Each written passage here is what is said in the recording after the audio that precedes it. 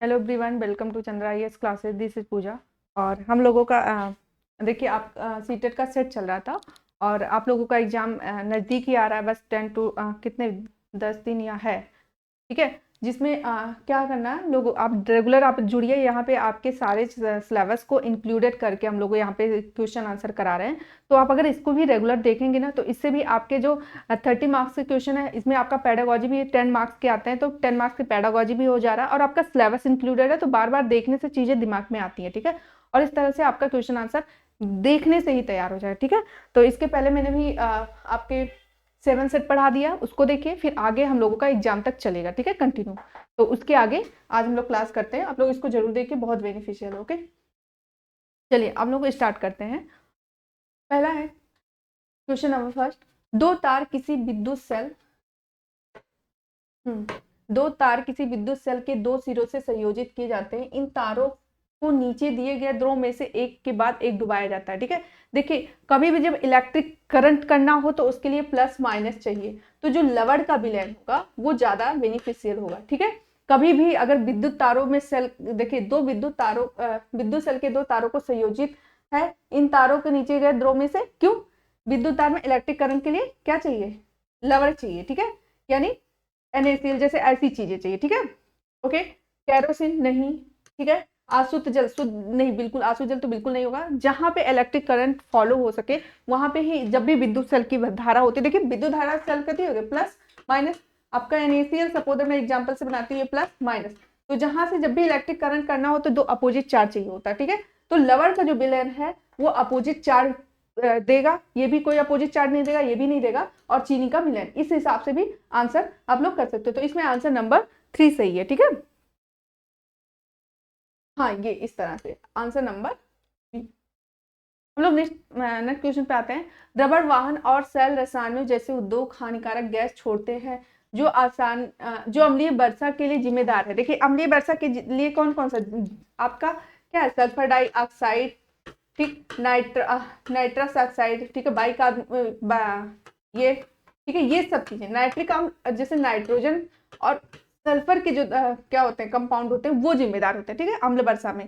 जैसे H2SO4, sulphuric, ठीक है, ये सब चीजें आपके अम्ल वर्षा में जिम्मेदार होते हैं। क्या होता है कि आपके इन्वायरमेंट में नाइट्रोजन और सल्फर ये गैसें होती है, ऊपर से जब बारिश होता है ऑक्सीजन मिलके इससे क्रिया करती हैं और नाइट्रस ऑक्साइड और CO2 कार्बन सल्फर ऑक्साइड बनाते हैं। तो ठीक है, तो क्या कह रहा है ये सब कहाँ से हम लोगों को, जो आपके रासायनिक उद्योग, जैसे आपका देखते हैं ताजमहल का क्यों रासायनिक वर्षा, क्या कहते हैं, एसिड रेन की वजह से ही आपका ताजमहल डिफेक्टेड हुआ है, ठीक है। तो उसके क्या है, देखिए, क्योंकि आगरा में बहुत ज्यादा क्या है आपके केमिकल वो उद्योग है। देखिए, रबड़ वाहन और रसायनों उद्योग हानिकारक गैस छोड़ते जो अम्लीय वर्षा के लिए, अभी मैंने बता दिया कौन सा, नाइट्रोजन और सल्फर, क्या NO2 SO2, ठीक है, कई चीजें हैं, ठीक, ये H2SO4। तो इस तरह से बहुत सारे गैसेस। तो इसमें क्या होगा, हाइड्रोजन कार्बन नहीं, इसके तत्व नहीं, कार्बन नाइट्रोजन नहीं, देखिए नाइट्रोजन सल्फर मैंने ये तत्व बता दिया, ठीक है, SO2, इसके ऑक्साइड भी, ओके। हम लोग चलते हैं नेक्स्ट क्वेश्चन पे। किसी 2 लीटर धारिता के जार में 500 ml सरसों का तेल भरा, ओके। तो यह तेल दाब आरोपित करेगा केवल अधोमुखी, मतलब एक दिशा में नहीं करेगा, सभी दिशा में करेगा। अधोमुखी दिशा में ऊपर, देखिए जब भी कभी अगर शांत जल पूछा, कोई भी चीज शांत है तब भी सभी देखो, जब शांत है तो क्या करेगा, वो चारों तरफ प्रेशर बराबर करेगा, ठीक। और जब कहीं दिशा की बात हो तो वो चीज होगा। तो इसमें भी जब एक सरसों का जो तेल भरा है शांत है, ठीक है, कोई उस पर कोई बल एक साइड से नहीं लग रहा है, तो सभी दिशा में लगाएगा, ठीक है। तो इसका ऑप्शन नंबर सी हो। कभी भी शांत चीजों का जिसपे कोई बाहर बल ना हो, सभी दिशा में इसका ऑप्शन होगा, ठीक है, ऐसे लगाएगा चारों तरफ। जब एक प्रकाश वायु से पानी में गमन करता है, ठीक है, तो प्रकाश के लिए नीचे दिए गए कौन सा कथन सत्य है? या वेग में वृद्धि होती है, इसके वेग में वृद्धि होती है जब प्रकाश वायु से पानी में, ठीक है, जल से मतलब वायु से और पानी में आ रहा है, ठीक है, ओके। तो इसकी आवृत्ति में वृद्धि होती है, नहीं, आवृत्ति का यहाँ कोई मतलब ही नहीं है, वेग का। फिर इसके तरंग दैर्घ्य और आवृत्ति दोनों में वृद्धि होती है, नहीं, तरंग दैर्घ्य का होता है, देखिए आवृत्ति का नहीं मतलब होता है, ठीक है, आवृत्ति का ध्वनि और वहां सब चीज, यहाँ पे आवृत्ति का कोई मतलब नहीं है, यहाँ पे तरंग दैर्घ्य और वेग का मतलब होता है, ठीक है। हाँ, ये देखिए, ऑप्शन नंबर 34 का डी, इसमें तरंग दर और वेग में वृद्धि होगी। ठीक है, नीचे दिया गया कौन सा कथन किसी ज्वालामुखी के सबसे वाहितम अर्थात नीले क्षेत्र से संबंधित नहीं है। ठीक? नीचे दिए गए कौन सा कथन ज्वाला के सबसे वाहितम अर्थात नीले क्षेत्र से संबंधित है। इसका ताप नहीं मापा जा सकता, इसका ताप 100 डिग्री सेंटीग्रेड होता है, इसका ताप 100 डिग्री सेंटीग्रेड से अधिक होता है, इसका ताप देखिए इसका जो ताप है 100 डिग्री सेंटीग्रेड के ऊपर होता है। ठीक है, ताप मापा जा सकता है नहीं, यहाँ गलत होगा। ठीक है, और इसका डिग्री जो ताप टेम्परेचर होता है 100 डिग्री सेंटीग्रेड के क्या होता है, ऊपर होता है। ठीक है, इसमें ऑप्शन नंबर निम्नलिखित में कौन सा विकल्प अधातुओं के पिघलने के तापमान का बढ़ता क्रम है। ओके, मतलब जैसे होता है क्या, क्वथनांक, यहाँ क्या कह रहा है, क्वथनांक, क्या कहते हैं उसको, गलनांक। हर देखिए हर क्या होता है, धातु का अलग अलग होता है। ठीक है, जैसे आपका पानी का क्वथनांक कितना है, 100। ठीक है, वाटर का ले लो, वाटर तीनों रूप में होते हैं ना, तो क्या कह रहा है, पिघलने का तापमान का बढ़ता क्रम, किसमें ज्यादा टेम्परेचर लगता है पिघलने में, उसके अकॉर्डिंग कह रहा है इसको अरेंज करना। ठीक है, तो देखिए एल्युमिनियम लोहा में ज्यादा होता है देन दी एल्युमिनियम, तो ये तो तुरंत गलत। लोहे को पिघलने में ज्यादा टाइम, लोहे को ज्यादा गर्म करना पड़ेगा ना, अपने दिमाग से सोचिए, पारे जल्दी गर्म होगा। ठीक है, सबसे ज्यादा किसको टाइम लगेगा, लोहे को। अगर आप लोहा गर्म करें तो जल्दी से गल जाएगा, नहीं गलेगा ना, तो इसी से पूछ रहा है। एल्युमिनियम नहीं, इसलिए गलत हो गया। हाँ, लोहा लास्ट में सबसे ज्यादा, अगर इसमें सब में सबसे ज्यादा है तो लोहा ही होगा। ठीक है, लेकिन क्या है, पारा एल्युमिनियम से कम होगा, इसलिए गलत हो गया। पारा का जो टेम्परेचर, पारा आप गर्म करेंगे, जैसे आप अपनी बॉडी टेम्परेचर पे रखते हैं पारा ऊपर हो जाता है, इसलिए तो पारा भरा जाता है, क्योंकि वो फैलता, प्रसार होता है उसमें, तो पारा इसलिए गलत होगा कि सबसे ज्यादा मतलब जल्दी पिघलने वाला तापमान किसका, पारा का है, तो ये भी गलत होगा। देखिए सबसे ज्यादा लोहा होता है, मैं यहाँ सीक्वेंस लिख दे रही हूँ, लोहा का सबसे ज्यादा होता है, उसके बाद तांबा का होता है। ठीक है, तांबा उससे ज्यादा, सबसे ज्यादा टाइम ये इसका पिघलने का टाइम होगा, फिर तांबे का, फिर तांबे के बाद आता है आपका एल्युमिनियम का, फिर पारा का, एल्युमिनियम का, उसके बाद पारा, क्योंकि पारा हम लोग नॉर्मल अपनी बॉडी टेम्परेचर को नापने के लिए भी यूज करते हैं। ठीक है, तो यहाँ पे 36 का क्या होगा, सी। देखिए यहाँ पे ये है, क्या कर रहा है, बढ़ते क्रम में लिखना है, इससे 36 का सी है। निम्नलिखित में से सही को निरूपित करना। ओके, देखिए इसमें जो जड़ है, और वो जड़ किस में पाया जाता है। ठीक है, 4 तरह की जड़ें दी गई हैं, और वो जड़ किस प्लांट से रिलेटेड है। देखिए ओके, जैसे आपका मूसला जड़। ठीक है, अब मूसला जड़ किससे रिलेटेड है, मूसला जड़ आपके किस में पाया जाता है, आपके गाजर में। ठीक है,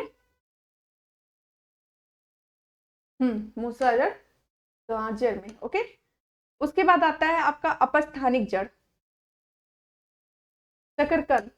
ठीक है, अरे शकरकंद को क्या कहते हैं, एक और कुछ कहते हैं इसको, बीट रूट, उसकी बात कर रहा है। फिर उसके बाद आते हैं अस्तंभ मूल जड़। ठीक, अस्तंभ मूल जड़, बरगद का वृक्ष। ठीक है, बरगद का जो वृक्ष है, देखिए इसके जो तने होते हैं, तने से लंबे से जो निकले होते हैं, वो अस्तंभ मूल जड़ होते हैं। ठीक है, और किसमें होते हैं आपके अस्तंभ मूल जड़, आपके गन्ने में। गन्ने में देखिए ऐसे स्टेम से बगल में जो ऐसे ऐसे निकले होते हैं, वो क्या होते हैं, आपके स्टेम के, ये इंटरनोड जो होता है, इंटरनोड से जो जड़ निकले होते हैं उसी को अस्तंभ मूल, अवस्तंभ मूल जड़ कहते हैं। ठीक है, तो ये ए का सेकेंड, ये देखिए ऑप्शन नंबर बी में ही पहले ए का सेकेंड। ओके, लोग आते हैं नेक्स्ट क्वेश्चन पे, एक्स और वाई।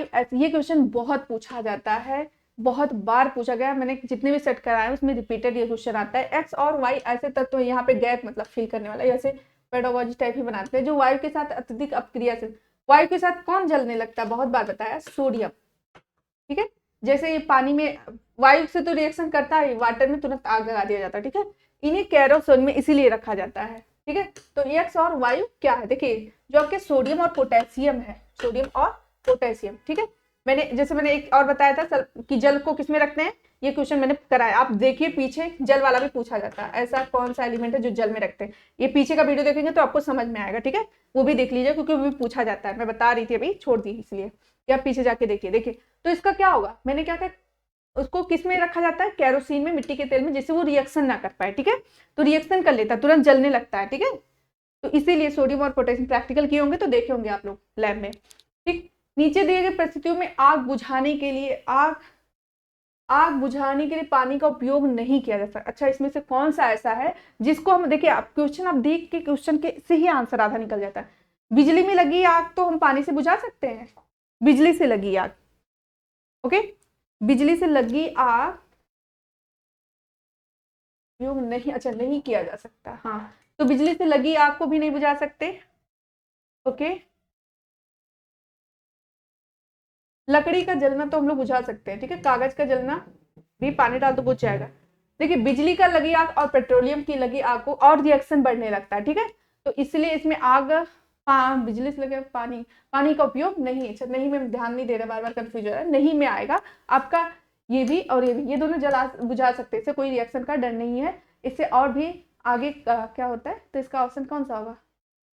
अच्छा हाँ, ये देखिए इस तरह से ए और सी, हाँ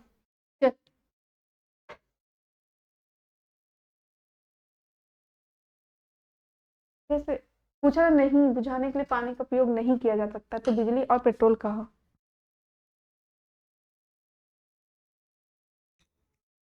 चलिए अभी देखते हैं। संकटापन्न स्पीसीज जनसंख्या, हाँ जो मतलब जो डेंजरस होते हैं वो रेड डाटा, रेड से याद कर लिए, रेड हमेशा डेंजरस का निशान है, ये मतलब बहुत ज्यादा पूछा जाता है, इसमें कई डाटा होते हैं तो रेड डाटा पूछा जा रहा है। जो स्पीसीज जिनको मरने का मतलब जो होता है ना कि जो खत्म होने वाली, एकदम खत्म होने के कगार पे हो, तो उनको रेड डाटा में बुक में किया जाता है, उसमें उनको इंक्लूडेड किया जाता है जिससे उन पे ध्यान दिया जा सके, ठीक है। तो ऑप्शन नंबर 40 का क्या होगा, सी।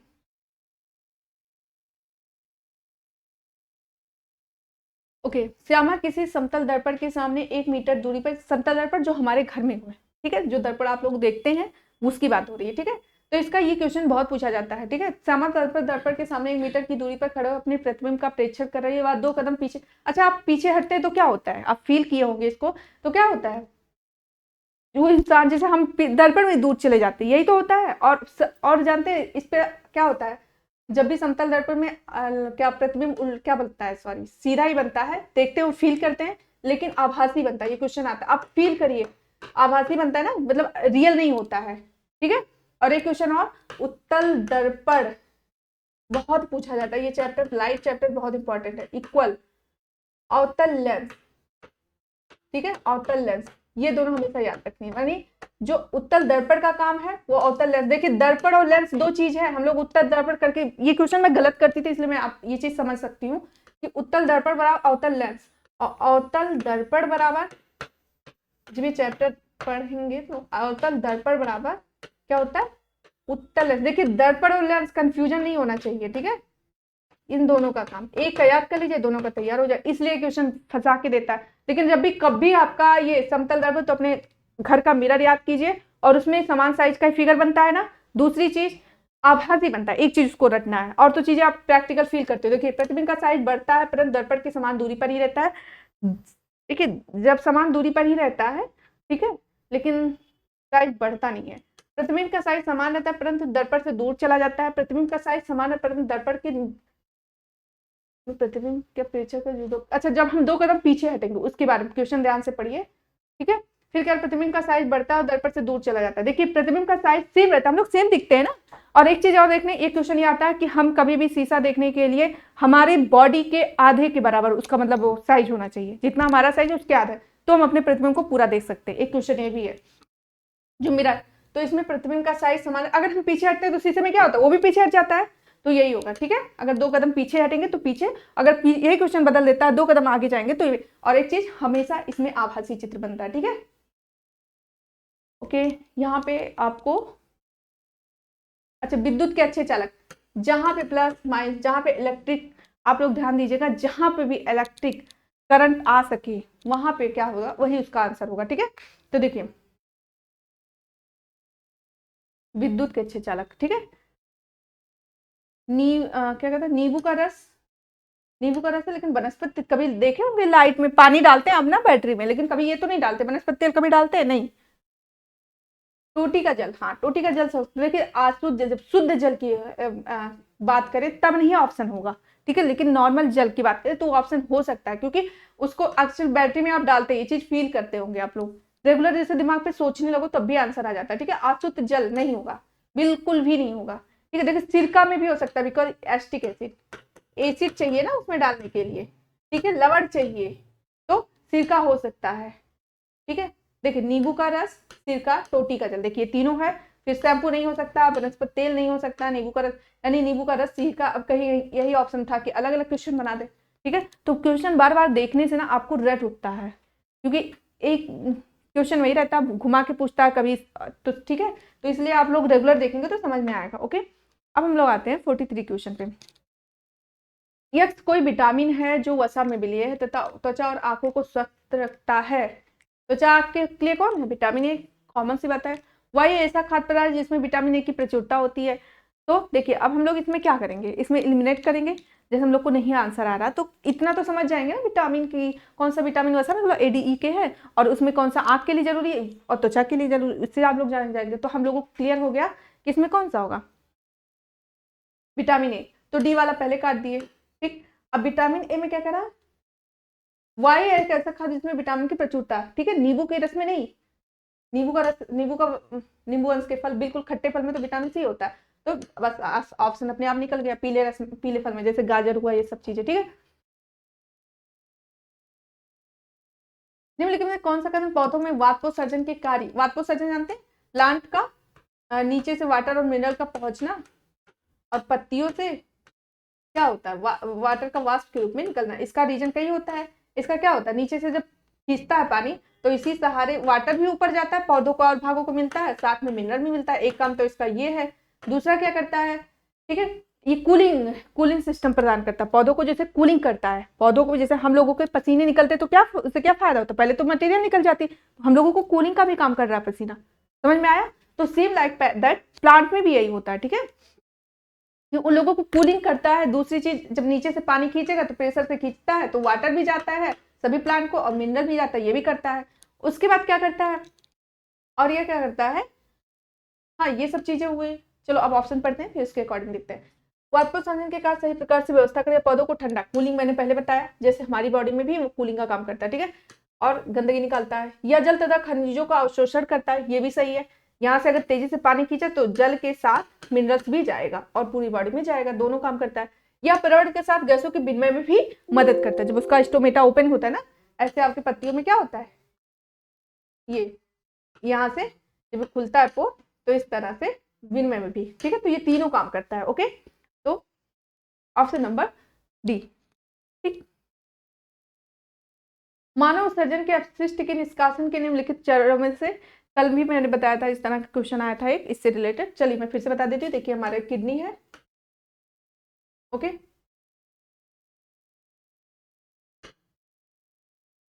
Kidney, okay. किडनी क्या करता है, आगे किससे जुड़ा होता है, मूत्राशय से।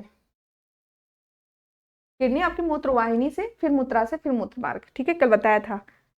तो क्या कहते हैं, किडनी, यूरिनरी, और यहाँ पे यूरेटर, और ये यूरेथ्रा, कल भी ये फिगर बनाया था, ठीक है। तो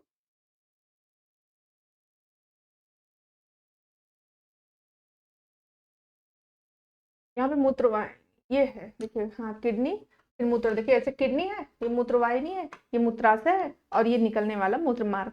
तो ये ऑप्शन नंबर सी सही होगा, ठीक। मूत्राशय यहाँ पे, हाँ ऑप्शन नंबर सी सही होगा, ठीक है।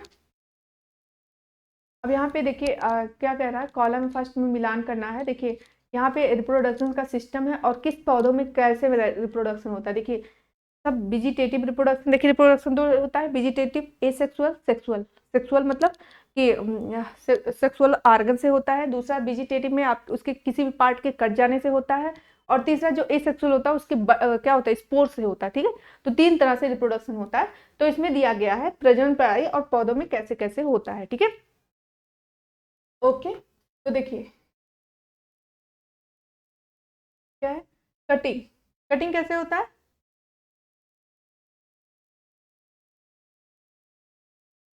हाँ कटिंग तो गुलाब में होता है, गुलाब का जैसे पौधा कहीं से काट दो और उसी से फिर एक नया प्लांट लग जाता है, कटिंग वेजिटेटिव मेथड है ये भी। दूसरा बीजांड स्पोर का फॉर्मेशन, ठीक है। तो स्पोर का फॉर्मेशन आपके फंड में होगा, ठीक है। देखिए उसके बडिंग, बडिंग यह भी बहुत आता है बार बार, ठीक है। बडिंग किसका होता है? ईस्ट का होता है। मैंने बताया था ईस्ट का ऐसे होता है और कहीं से एक पार्ट कट जाता है और इसी से एक नया ईस्ट हो जाता है, ठीक है। तो बडिंग ईस्ट का है। विखंडन मतलब इंग्लिश में बोलते हैं फ्रेगमेंटेशन, तो ठीक है। और ये स्पाइरोगारा, देखिए स्पाइरोगारा ऐसे होता है और स्पाइरोगारा एक फिलामेंटस है और कहीं से कट गया और इसे एक नया स्पाइरोगारा आ गया, ठीक है। ये ईस्ट का है, ये स्पाइरोगारा का है और ये आपके कटिंग गुलाब का है, ठीक है।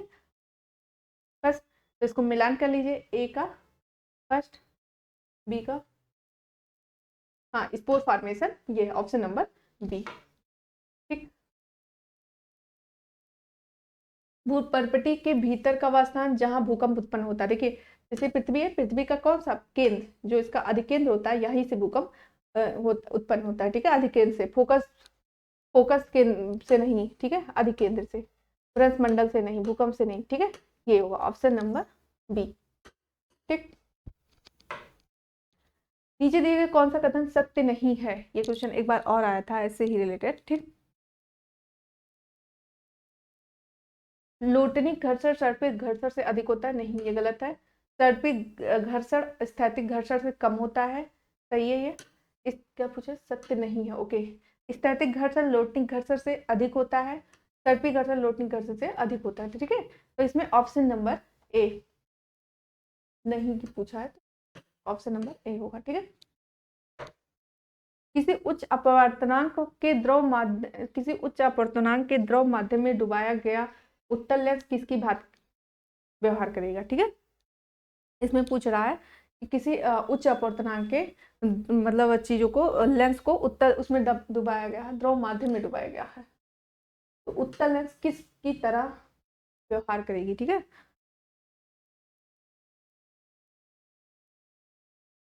बढ़ते हैं। अपसारी लेंस, समतल दर्पण, अवतल दर्पण एंड अभिसारी। देखिए किस उत्तल लेंस किस तरह, जैसे जब किसी उच्च अपवर्तनांक के द्रव माध्यम में डुबाया गया उत्तल लेंस अपसारी लेंस की तरह, अपसारी अभिसारी में जानते हैं, अपसारी यहाँ से चीजें फैल जाती बाहर की तरफ, अभिसारी मतलब सेंटर की ओर, तो यहाँ पे अपसारी की तरह बिहेव करेगा, ठीक है। इसके लिए पहले थोड़ा सा चैप्टर पढ़ते हैं, तो क्योंकि जो लाइट चैप्टर है ना बहुत इंपॉर्टेंट है और ये कॉन्सेप्चुअल है, तो पहले पढ़ना है। चलिए नेक्स्ट हम लोग करते हैं 50 क्वेश्चन पे। निम्नलिखित लक्षणों के आधार पर मानव के शरीर के भाग की पहचान कीजिए, ठीक है। निम्न लक्षणों के आधार पर मानव के शरीर की पहचान कीजिए। ए अत्यधिक कठोर, अच्छा। बी सिवाय जोड़ के कहीं ना, अच्छा ये दो लक्षण है कि वो बहुत कठोर होता है और सिवाय जोड़ के कहीं नहीं मुड़ता या मुड़ती। आप अपने दिमाग से सोचिए ऐसा हमारी बॉडी में क्या है जो केवल जोड़ पे ही मुड़ती है और कहीं नहीं मुड़ती है। इस पे अगर आप दिमाग जाएंगे तो ऑप्शन के अकॉर्डिंग भी निकाल सकते हैं, ठीक है। तो क्या हड्डी है? हड्डी कहीं और मोड़ सकते? मोड़ लो, नहीं मोड़ सकता ना, केवल हमारा वही मुड़ता है जहाँ पे हमारे ज्वाइंटेड है, ठीक है। तो देखिए इसमें क्या ऑप्शन दिया, कंकाल, अस्थियां, उपास्थि, ठीक है। अस्थियां मतलब बोन, हाँ वही, ठीक है थोड़ा सा, और उपास्थि मतलब कार्टिलेजन, ठीक है, मांसपेशियां मसल्स, कंकाल स्केलेटन, हाँ ठीक है, सब समझ में आया। ये स्केलेटन की बात करा और ये बोन अस्थियां, ठीक है। तो 50 का आंसर बी होगा। विद्यार्थियों में सृजनात्मक के पोषण के लिए, मतलब उनमें सृजनात्मक मतलब जानते हैं कि जिसमें वो कई तरह से सोचें, ठीक है, इस तरह से ज्यादा सोचने की क्षमता डेवलप करना, ये नहीं कि कोई एक ही तरह से, ठीक है। जैसे के पोषण के लिए एक शिक्षक को कौन सा कार्य करना चाहिए सिवाय इसके, अच्छा मतलब 3 करना चाहिए, 3 सही है, 1 गलत है, ठीक है। अगर उनमें चाहते हैं कि आप क्रिएटिव माइंड हो, सृजनात्मक मतलब क्रिएटिव माइंड, ठीक है, ज्यादा सोचे, ज्यादा कुछ नया करें, तो उसके लिए हमें 3 काम करना है, 1 गलत है, ठीक है। छात्रों को नियत तरीके से उत्तर गढ़ने के लिए प्रोत्साहित करना, निगेटिव आंसर पहले और पढ़ लेते हैं। पूछताछ खोज, जहां खोज आ जाता है, जहां प्रैक्टिकल आ जाता है, जहां वो खुद का अनुभव ले रहे हैं, वो हमेशा पॉजिटिव आंसर होता है। बहुविषयक दृष्टिकोण के उपयोग में छात्रों का ओके बहुविषयक होना चाहिए, मल्टी टैलेंटेड, ठीक। अगर आपको क्रिएटिव बनना है तो आपको हर चीज में थोड़ा थोड़ा नॉलेज हो, वो लोग क्रिएटिव होते हैं। देखिए एक होता है प्रतिभाशाली वाला, एक होता है क्रिएटिव, तो हमें प्रतिभाशाली की क्या होता है, आईक्यू तेज होता है, लेकिन क्रिएटिव हर चीज में होता है, उसका आईक्यू आप डिसाइड नहीं कर सकते। तो बहुविषयक दृष्टिकोण का उपयोग छात्र में बहुत जरूरी है। छात्रों को विविध प्रकार के अधिगम अनुभव जहां कहते हैं 4-5 पॉजिटिव आंसर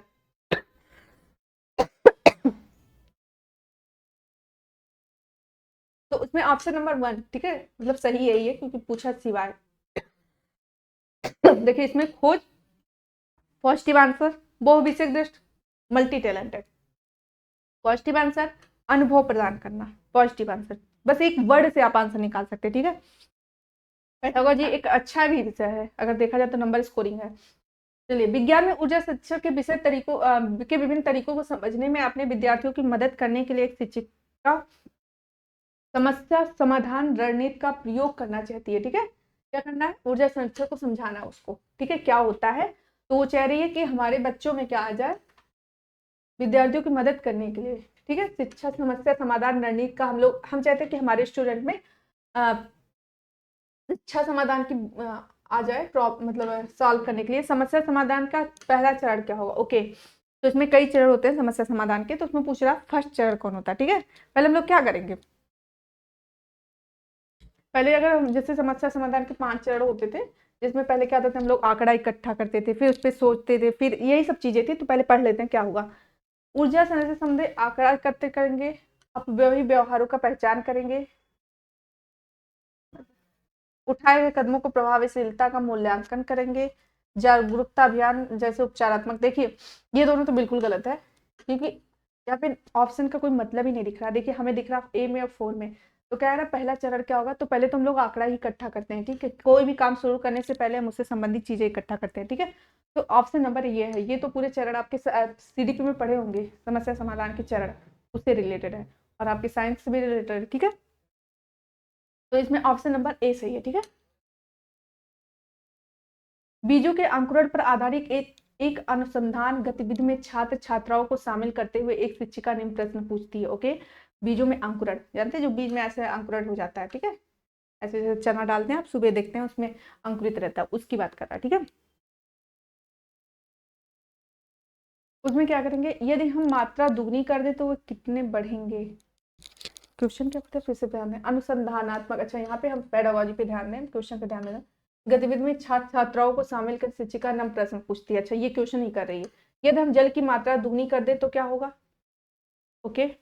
प्रति सप्ताह में वे कितने पढ़ते हैं, निम्नलिखित में से कौन सा कौशल, में उसका आंसर सोचने लगी। यहाँ पे कौशल की पूछ रहा है, मतलब बच्चों में कौन सा कौशल डेवलपमेंट होगा, ठीक है। यहाँ पे ये बात हो रहा है, यानी पेडागोजी से रिलेटेड है, लेकिन उसमें हम लोगों को बीजों का अंकुरण, ठीक है, वो क्वेश्चन पूछ रही है, कितने बढ़ेंगे और प्रति सप्ताह में कितने बढ़ेंगे, ओके। पहले पढ़ लेते हैं। चर नियंत्रण एवं अवलोकन, वर्गीकरण एवं अवलोकन, ठीक है। वर्गीकरण काट दो, कहाँ वर्गीकरण का मतलब क्या होता है, जब कई चीजों को हम अलग अलग करें। तो यहाँ पे अलग करने का कोई मतलब ही नहीं दे रहा है, बस दुगना करते अलग, जैसे हम होते कई चीजें मिला दिए और उसके अंकुरण का टाइम कितना, उसके अंकुरण का टाइम कितना, वो कितनी देर में अंकुरण होता है, तो वहां पे हम वर्गीकरण करते हैं जब ढेर सारी चीजें हो। तो यहाँ इसमें ढेर सारी चीजें नहीं, सिर्फ बीजों के एक अंकुरण की बात हो रहा है। निष्कर्ष निकालना भी हो सकता है आंसर, ठीक। रुक जाइए, परिकल्पना नहीं हो सकता, परिकल्पना नहीं कर रहे हैं, हम सामने देख रहे हैं, हम भी सामने प्रैक्टिकल कर रहे हैं। सोच, परिकल्पना मतलब सोचना, उसके बारे में सोच नहीं रहे हैं, वो चीजें करने के लिए कह रहे, बीजों के अंकुरण आधार पर, ठीक है। तो यहाँ पे ये सही हो सकता है, निष्कर्ष निकालेंगे कि हाँ ये है, ठीक है, लेकिन परिकल्पना की वजह से ये ऑप्शन गलत हो गया, ठीक है। अवलोकन करना, वर्गीकरण गलत, ठीक है। देखिए हम लोग, देखिए निष्कर्ष, अगर निष्कर्ष निकालना, अवलोकन करना और कुछ देता तो, लेकिन परिकल्पना की वजह से आंसर गलत हो गया। अभी सोचना नहीं है, प्रैक्टिकल करना है, ठीक है। तो देखिए चर नियंत्रण का मतलब भी अगर आपको नहीं समझ में आया तो अवलोकन होगा, ठीक है, चर नियंत्रण, ठीक है, चीजों पे अवलोकन करना, ठीक है। तो इसलिए ऑप्शन नंबर सी है, पहले इलिमिनेट करो, ऐसे ही ऑप्शन निकल जाता है, ओके। फिर अनुसंधान, साइंस का काम ही अनुसंधान, 4-5 किया तो पॉजिटिव वर्ड से आंसर निकल जाएगा, ठीक है। एक अनुसंधानात्मक परियोजना के बाद ऐसे प्रश्न को पूछा जाना कि आप अपनी धारणाओं के पूर्व परीक्षण के लिए एक भिन्न एवं बेहतर मार्ग सोच सकते हैं। एक अनुसंधानात्मक परियोजना के बाद प्रश्नों का पूछा जाना, ओके, कोई अनुसंधानात्मक मतलब खोज की परियोजना, उसके बाद प्रश्नों का पूछा जाना कि क्या आप अपनी धारणाओं के पूर्व परीक्षण के लिए एक भिन्न एवं बेहतर मार्ग सोच सकते हो। विद्यार्थियों की, मतलब वो प्रैक्टिकल करने के बाद हम उनसे ये क्वेश्चन करें, ठीक है, तो विद्यार्थियों की मदद कर सकता है आलोचनात्मक, मतलब किस तरह की सोच में, ठीक है, यहाँ पे ये पूछा जा रहा है। आलोचनात्मक अनुचिंतन में, संवाद बनाने में, प्रेक्षण नहीं पूछा जा रहा है क्वेश्चन। परिकल्पना, हाँ परिकल्पना आंसर हो सकता है, लेकिन क्या कर रहे थे, चारों सही होता है, उसमें से हमें सबसे ज्यादा सही वहीं पे आंसर छुपा होता है, ठीक है। तो हम परिकल्पना को भी सोच सकते हैं कि हम सोचेंगे उसके बारे में, लेकिन उससे भी ज्यादा संवाद बनाने में नहीं, कोई बात नहीं करना। तो इस दोनों ऑप्शन से देखिए, एक होता है परिकल्पना करने में, ओके, सोच सकते हो। देखिए सोच आ गया तो चिंतन आ गया, अनुचिंतन, आलोचनात्मक अनुचिंतन, ठीक है। परिकल्पना भी हो सकता है, ठीक है।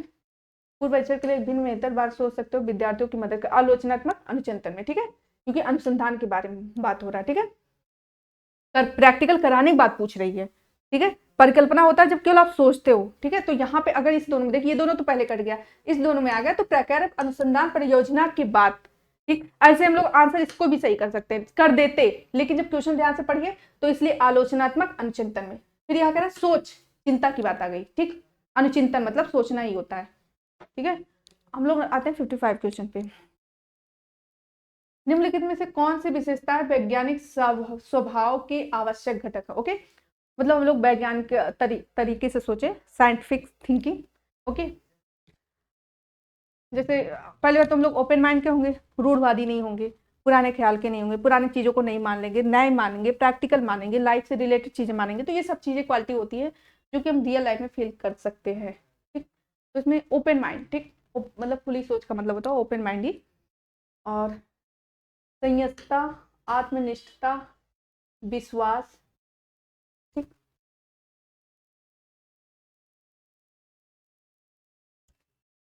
देखा जाए तो सभी लगते हैं, ठीक है। विश्वास, देखिए क्या होता है, खुली सोच तो होता ही है, ठीक है। तो पहले हम और खुली सोच वाला ऑप्शन खोज लेंगे, सी डी है, ठीक है। उसके बाद संयतता, आत्मनिष्ठता और विश्वास, ठीक। देखिए विश्वास, ठीक है, ठीक है। इसमें ऑप्शन नंबर सी सही होगा, आत्मनिष्ठता से ज्यादा सही संयतता है। लोग, एक लोकतांत्रिक विज्ञान शिक्षण अधिगम प्रवेश में वांछनीय नहीं है, ओके। मतलब वांछनीय नहीं है, जो जरूरत नहीं है, एक लोकतांत्रिक जो सही नहीं है, मतलब यहाँ पे ये है, तीन सही है, यहाँ नहीं पे डाल दो, कोई एक वांछनीय नहीं है, ठीक है। मतलब तीन जरूरी है, इसका ये मतलब प्रवेश में वांछनीय का मतलब तीन जरूरी है, एक जरूरी नहीं है, ठीक है। विचारों का प्रदर्शन आदान प्रदान का नहीं, 100% की पॉजिटिव आंसर। विविधता के लिए सम्मान, मतलब विविधता मतलब कई तरह के बच्चे आए और सबको एक निगाह से देखो, ये भी जरूरी है। शिक्षक का प्रभुत्व, अधिगम के प्रति साझा, शिक्षक केवल शिक्षक को कभी महत्व नहीं देना। जब शिक्षक और छात्र मिलकर करे, या शिक्षा एक सुविधा प्रदाता केवल उसको बच्चे को गाइड का काम करे, ये नहीं कि केवल शिक्षक का रीजन, वो स्कूल कभी वो चीज कभी नहीं अच्छा हो सकता, ठीक है। तो यहाँ पे एक नेगेटिव आंसर साफ दिख रहा है, ओके। घर्षण का परिचय देने के लिए निम्नलिखित कौन सी एक शिक्षण के लिए अति वांछनीय विधि होगी, ओके, ओके। परिचय देने के लिए, ओके, जैसे हम लोग इंट्रोडक्शन करते थे जब बीएड पढ़ाते थे, ठीक है, उसी तरह यहाँ पे भी सोच के करो। प्रकरण संबंधी प्रश्नों की सूची तैयार करना, ओके, ये भी सही है, कह रहा एक अति वांछनीय विधि होगी, ठीक है। घर्षण की विधि को परिभाषित करना, छात्रों के वर्तमान विचारों में छानबीन करना, संबंधित पाठ सामग्री पढ़ाना, ठीक है। तो इसमें जो देखिए सबसे ज्यादा अगर वांछनीय बनो, छात्रों में वर्तमान विचारों पर छानबीन करना, ये भी है, लेकिन घर्षण पद को परिभाषित करना क्या होगा, एक शिक्षक के लिए सबसे ज्यादा वांछनीय विधि होगी, ठीक है। विज्ञान का एक पाठ्यक्रम ऐतिहासिक रूप से वैध है, ठीक है। क्या कह रहा है, पाठ्यक्रम ऐतिहासिक रूप से वैध है, मतलब इसमें क्या है कि वो ऐतिहासिक रूप से उस पाठ्यक्रम को माना जाए, देखिए, या उन लोगों द्वारा विकसित किया है जिससे शिक्षा के क्षेत्र में लंबा अनुभव है, ठीक। कोई आंसर ही नहीं सकता, ये नहीं है वैध, ध्यान से पढ़ो। शिक्षार्थियों को स्थानीय वैज्ञानिक मुद्दों और संबंध बनाने में, शिक्षार्थियों को स्थानिक वैज्ञानिक मुद्दों और वैश्विक मुद्दों के बीच संबंध बनाने में मदद करता हो, ओके। विज्ञान का पाठ्यक्रम कैसा होना चाहिए पूछा जा रहा है। शिक्षार्थियों को वह क्षमता प्रदान करे जिससे विज्ञान की अवधारणाओं को समय के साथ विकास की सराहना कर सके।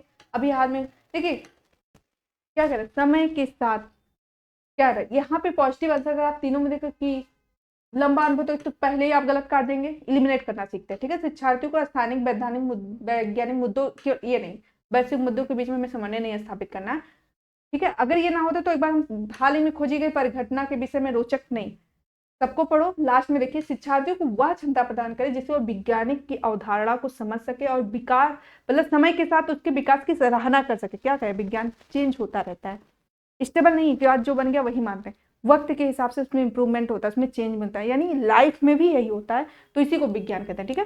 तो ऑप्शन नंबर सही है। निम्नलिखित में से विज्ञान के लिए कौन सा कथन सत्य नहीं है? पहले नहीं पे अंडरलाइन करिए, यानी 3 सही है, 1 नहीं सही है। ओके, विज्ञान प्रकृति और उसकी परिघटनाओं के विषय में अंतिम सत्य नहीं है। हाँ, कभी नहीं हो, चेंज होता रहता है, तो ये तो सही है, मतलब इसमें गलत हमें बताना है। ठीक है, कह रहा नहीं, ये तो सही है ना, ये होना चाहिए। विज्ञान समझे ज्ञान की प्रगति एवं रैखिक पथ का, मतलब सीधा स्ट्रेट लाइन तो नहीं है विज्ञान, चेंज होता रहता है। विज्ञान के विचार नए प्रमाणों की रोशनी परिवर्तित, हाँ ये भी सही है, हमने कहा हमेशा चेंज होता है। विज्ञान हमारे प्राकृतिक और सामाजिक संसार की सभी समस्याओं का समाधान देने में सक्षम नहीं है, सही बात है, हर चीज में विज्ञान हम लोग सक्षम नहीं मान सकते, ये नहीं कहो कि हाँ विज्ञान है तो, लेकिन विज्ञान की प्रगति एवं रैखिक पथ का, ज्ञान की प्रगति एवं रैखिक, यही है कि यही सत्य नहीं है। हम ये नहीं कह सकते कि हर चीज विज्ञान मतलब हम समस्या का समाधान कर सकता नहीं। ठीक है, प्रेक्षणों का सर्वोत्तम परिभाषा है। ओके, प्रेक्षण जो हम लोग करते हैं उसके बारे में बोल रहा है। इंद्रियों द्वारा अभिगम्य प्राकृतिक परिघटनाओं का विवरणात्मक कथन, संख्यात्मक आंकड़ों के आधार पर निकाले गए आकर्षण।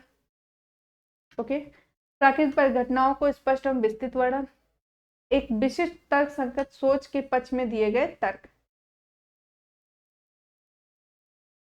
यहाँ देखिए आंसर सही हो सकता है, लेकिन एक सामान्य होता, विशिष्ट नहीं। ठीक है, प्राकृतिक परिघटनाओं के स्पष्ट एवं विस्तृत वर्णन, ये भी हो सकता है। चलिए, अच्छा प्रेक्षण कह रहा मतलब प्रैक्टिकल में, तो जब हम लोग इंद्रियों द्वारा जो चीज सीखेंगे, जो प्रैक्टिकल करके सीखेंगे, इंद्रिया जानते हैं हमारे आँख कान नाक, ये सब का जो हम यूज करके जब चीजें प्रैक्टिकल फील करेंगे। अभी बच्चों से बोल दो कि इसकी स्मेल ऐसी होती है, ठीक, तो वो नहीं समझेंगे। जैसे यहाँ पे तर्क संगत सोच नहीं, प्रेक्षण बोल रहा है ना, तो अगर उनको चीज फील करा दो, बच्चों से बोलो कि ये चीज से आपको करंट मारेगा या इसे आप कट जाओगे, वो नहीं फील करेंगे। जब वो अपने इंद्रियों यानी अपने अपने स्किन से जब वो टच करेंगे, जब वो फील करेंगे, तो बेटर करेंगे।